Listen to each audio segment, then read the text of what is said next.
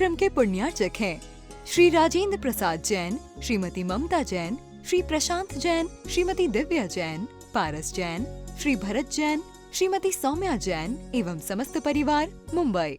जैसे आज़ादी का बिगुल बनाने के लिए किसी मंगल पांडे की आवश्यकता होती है, ऐसी अच्छी बात सुनने के बाद शुरुआत करने के लिए एक मंगल पांडे चाहिए होता है।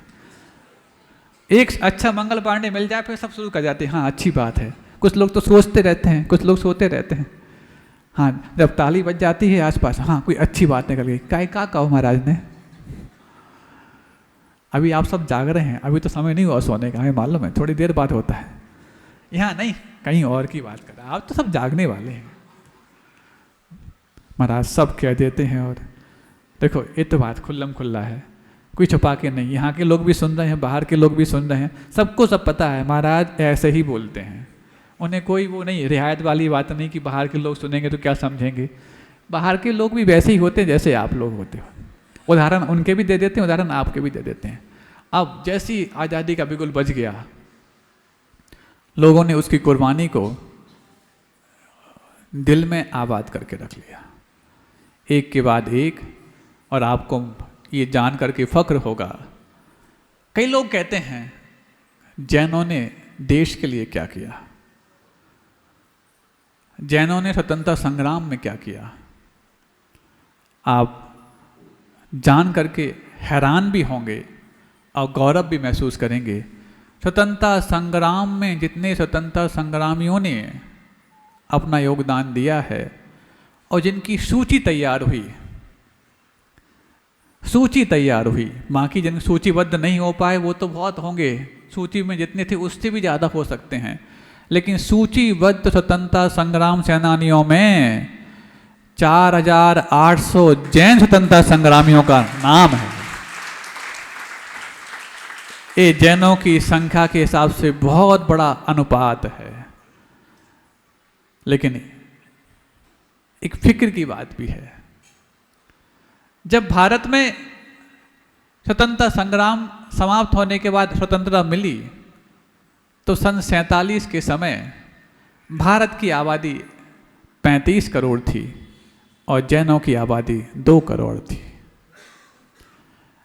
आज आज़ादी के 75 वर्ष निकल गए, भारत की आबादी 4 गुना बढ़ गई और जैनों की आबादी 4 गुना घट गई। 140-50 करोड़ भारतीय हैं आज, और जैन सूचीबद्ध रूप में 50 लाख होंगे। बाकी कुछ ऐसे भी होंगे जो अपने आप को नाम के पीछे जैन लिखने में फिक्र महसूस करते होंगे। वो भी यदि गिन लिए जाएं तो कितने होंगे? 10-20 लाख, 50 लाख और हो सकते हैं, अधिकतम 1 करोड़ होंगे। क्यों महाराज? भारत की नीति के हिसाब से हम चले, बहुत अच्छी बात है। भारत की नीति से हिसाब से आप चले हो ना, तो भारतीय नीति जिस नीति के आधार पर बनी है उस नीति को भी आपको पहचानना था। परिवार नियोजन का अपनी नाकामी के लिए ढाल बनाना जितना अधिक तुम लोगों ने बनाया है उतना तो किसी अन्य ने नहीं। अरे बच्चे पलते हैं माता पिता के पुरुषार्थ से नहीं, अपने स्वयं के पुण्य से। लेकिन एक ईद को पालना तो मुश्किल है, ज़्यादा कैसे पाल पाएंगे? ये जो धारणा मन में आ गई, ये धारणा ही है एक के लायक भी आपको नहीं बना पाती। सुन रहे हो आप लोग? एक के लायक भी आपको नहीं बना पाती। और इस जीवन में यदि एक नसीब हो भी जाए, अगले जीवन में क्या पता नहीं। इसलिए चीन की हालत देखो, सिंगल चाइल्ड पॉलिसी थी, आज बूढ़ों का देश बन गया है चीन। बूढ़ों का देश क्यों? 2 व्यक्तियों ने मिलकर के एक संतान को जन्म दिया। धीरे धीरे 40-50 वर्ष में वो बूढ़ी होंगे, नहीं तो पैदा होंगे नहीं। भारत जहाँ पर 60 से 70% युवा हैं, चीन जहाँ पर 60 से 70% बूढ़े हैं। अब उनको भी अपनी पॉलिसी चेंज करनी पड़ी कि एक बच्चे वाली नीति को ख़त्म करो। अब तो वो स्कीम निकालने लग गए हैं जो जितने बच्चे पैदा करेगा उसको उतना ज़्यादा उपहार दिया जाएगा। जब पर्याप्त उपहास हो गया, अब उपहार की बात कर रहे हैं, और उसी की नीति के चलते भारत में भी ये आई बात। अरे तुम क्या भारत की आबादी के बारे में विचार करते हो? आज से 5000 वर्ष पूर्व जब देखोगे, भगवान नेमिनाथ की बारात में 56 करोड़ तो बाराती गए थे। भारत की आबादी के 1/3 तो उनकी बारात में गए थे। उस समय कितनी आबादी होगी? तो क्या उस समय जनसंख्या वृद्धि की समस्या थी क्या? ना जनसंख्या वृद्धि की समस्या थी, ना उनकी सुविधाओं को पूरा करने की समस्या थी। पुण्यशाली लोग जब जन्म लेते हैं तो सुविधाएं तो उनका पीछा करती हैं, और जब पापी इकट्ठे हो जाते हैं, अकेला भी हो जाए तो पूर्ति नहीं हो पाती 2 वक्त के। इसलिए अपने आप को ऐसी धारणा बना करके पापियों की लिस्ट में शुमार मत करना, पुण्यशालियों की लिस्ट में शुमार करना। अरे हम कोई बात नहीं, हम मोक्ष मार्ग में नहीं चल पाए, हम मोक्ष मार्ग में अपने खुद को तैयार नहीं कर पाए, और 2 व्यक्तियों को हमने यदि मोक्ष मार्ग से वंचित किया, एक स्वयं को और एक जीवन साथी को, तो हमारा अधिकार भी बनता है और दायित्व भी बनता है कि हम इसका प्रायश्चित कम से कम 1 से 2 मोक्ष मार्गियों में चलाने लायक अपने आप को बनाए। और जब 1 से 2 मोक्ष मार्गियों के लिए तुम दोगे, तब जाकर के 1-2 तो अपने लिए भी तैयार करोगे। सुन रहे हो? ये भी उसी दास्ता का परिणाम है जो षड्यंत्र के तहत तुम्हारे दिमाग में भर दी गई। क्यों? उस समय तो देश के लिए बलिदान होने वाले एक घर से 10-10, 20-20 हुआ करते थे। आज देश तो बहुत दूर की बात है, परिवार के लिए भी समझना पड़ता है कि अब वंश कौन चलाएगा। ये समस्या पैदा हो गई। ये सारे के सारे धीरे धीरे मीठे जहर जो पोटेशियम साइनाइड से भी ज़्यादा खतरनाक थे, आज़ाद होने के पहले तुम्हारे दिमाग में डाल दिए गए, और अब जो फल फूल रहे हैं तो आज़ादी में आप अपने आप को घुटते हुए पाए जा रहे हैं। महाराज आजकल बच्चे सुनते ही कहाँ हैं? बहरे पैदा होते हैं क्या? महाराज बहरों की बात नहीं है, सुनते तो हैं लेकिन मानते नहीं हैं। बहुत अच्छी बात है, क्यों नहीं मानते? महाराज उस समय तो और बुरा लगता है जब घर में मेहमान आए, उसके बावजूद भी इनकी हरकतें हमें लज्जित होने के लिए कारण बनती हैं। अच्छा क्यों? इतनी सारी चीज़ें सिखाते, स्कूल में भी सिखाते हैं, हम लोग भी सिखाते हैं कि जब बेटा मेहमान घर में आए तो उनसे इज्जत से पेश आना चाहिए, उनसे अच्छी भाषा में बोलना चाहिए। बस पकड़ में आ गई आपकी बात। किस स्कूल में पढ़ता? महाराज बहुत अच्छे स्कूल में पढ़ता है। बहुत अच्छे का मतलब 2 लाख रुपए साल की फीस है महाराज, बहुत मोटी फीस दी जाती है। उसका नाम बहुत अच्छा स्कूल है, और जहाँ पर निःशुल्क शिक्षा दी जाती है उसको आप खैराती स्कूल समझते हो। जहाँ पर खैर हो उसको खैराती कहना ठीक नहीं माना जाता। किस स्कूल में पढ़ता है? महाराज बहुत अच्छे। अरे बताओ तो सही। महाराज ये स्कूल में पढ़ता है। किस मीडियम में पढ़ता? महाराज इंग्लिश मीडियम में पढ़ाते हम तो, छोटा मोटा स्कूल नहीं। समस्या यही है, समझ रहे हो आप लोग? बता दें, यदि आपके बच्चे सुनते नहीं हैं या मानते नहीं, उसके पीछे कारण क्या है? आपके संस्कार अच्छे नहीं दिए गए, ये कारण तो हो गई, लेकिन आज संस्कार आप नहीं दे पा रहे हो, ये कारण भी है। इतना तो मेहनत करते हैं महाराज बच्चों के पीछे, खाना खिलाना होता तो मोबाइल साथ में रखते हैं, और बड़ा बच्चा हो जाए तो कोई बात नहीं, अपने आप रखता है साथ में। जब बच्चा नहीं होता तो 2 महीने के बच्चे के लिए भी खिलाते और पिलाते वक्त हम मोबाइल दिखाते हैं, रील दिखाते हैं उनको। हाँ, बाद में जा करके हीरो ही बनने वाला, तब तो रील दिखा रहे हो। रील कौन दिखाता है? एक बच्चा मूवी देखता है क्योंकि उसको एक्टर बनना है, एक बच्चा मैच देखता है क्योंकि उसको प्लेयर बनना है, और एक बच्चा कार्टून देखता है क्योंकि उसको कार्टून बनना है। क्या बना रहे हो अपने बच्चों को? कार्टून। इसलिए तो महाराज जी हम रील दिखाते हैं। हीरो बनाना चाहते हो? नहीं महाराज, वो उसको देखे बगैर पीता ही नहीं। बच्चों को आज भोजन और पानी का स्वाद पता नहीं है, उनको तो सिर्फ रील का स्वाद पता है, उसको देख कर के गटक जाते हैं। सुन रहे हो? आपकी माता पिताओं ने यदि आपके साथ यही बर्ताव किया होता ना, तो आप में से एक भी इस सभा में नहीं बैठा होता। आपको लगता है आपके माता पिता ने आपको जन्म दे दिया, स्कूल भेज दिया, आप बड़े हो गए और आज पुण्यशाली हो गए। क्या क्या नहीं किया है तब पता लगता है जब आपके सामने आपके बच्चे होते हैं। आप भले ही यहाँ पर बैठे हो लेकिन मन बच्चों में लगा रहता है, पता नहीं कि क्या कर रहे होंगे। इसलिए महाराज हम स्कूल में भेज करके आते ताकि शांति से सुन सकें। स्कूल भी और शिक्षा भी कला है, बला नहीं, जो आपने बला मान के बच्चों को वहाँ पटकाया हो। इसलिए जो शिक्षा को बला मान करके अपने बच्चों को वहाँ भेज करके यहाँ बैठे हैं, वो तैयारी कर रहे हैं जब बच्चा बड़ा होगा तो बल बला करेगा, क्योंकि आपने पहले बला मानी थी, अब उसका बल बढ़ गया है तो वो बल बला ही करने वाला है। बर्दाश्त कर पाओगे? नहीं महाराज। तो फिर क्या करें?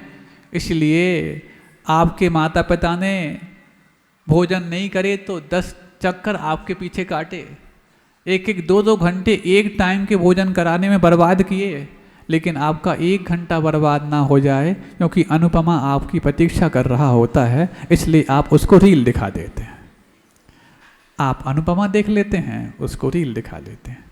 महाराज ये तो पुराना हो गया, अब तो कुछ नया आ, कौन सा आ गया बताओ? हाँ, अनुपमा चलता है? अभी चलता है? बंद हो गया? नया आ गया, कुछ कुछ बोल रहे हैं कि नाम हमें सुनने में नहीं आ रहा है, बाद में बता देना, फिर हम अनुपमा को बंद कर देंगे, वो चालू कर देंगे। महाराज आपने देखा है क्या? हमें क्या देखना? अरे जिन घरेलू और सामाजिक सीरियल्स में एक जीवन में 10-10, 20-20 विवाह करना दिखा देते हैं और आप उसको न्यू नॉर्मल मान करके स्वीकार कर लेते हैं अपने बच्चों के साथ बैठ करके, ये बच्चों के दिमाग में ये बात भेज देते हैं कि जीवन में 10-20 शादी करना कोई गुनाह नहीं है। हाँ, चक्रवर्ती ने तो की थी 96,000 से। चक्रवर्ती का उदाहरण देते हो, चक्रवर्ती ने 96,000 से की तो थी, लेकिन 60,000 वर्ष दिग्विजय में भी निकाले थे, और 6 महीना जब गुफा नहीं खुली थी उसके लिए प्रतीक्षा की थी। तुमसे 6 मिनट प्रतीक्षा नहीं होगी, वो चक्रवर्ती का हवाला देते हो। जिस दिन चक्रवर्ती बन जाओ, 96 नहीं, तुम 198,000 भी ले आना, कोई दिक्कत नहीं। अभी तो एक संभालने लायक नहीं हो, चक्रवर्ती की बात करते। लेकिन चक्रवर्ती ने 96,000 से की थी, एक को भी तलाक नहीं दिया था। और अनुपमा में तुम देखते हो 10 से करता है और 10 बार तलाक देता है।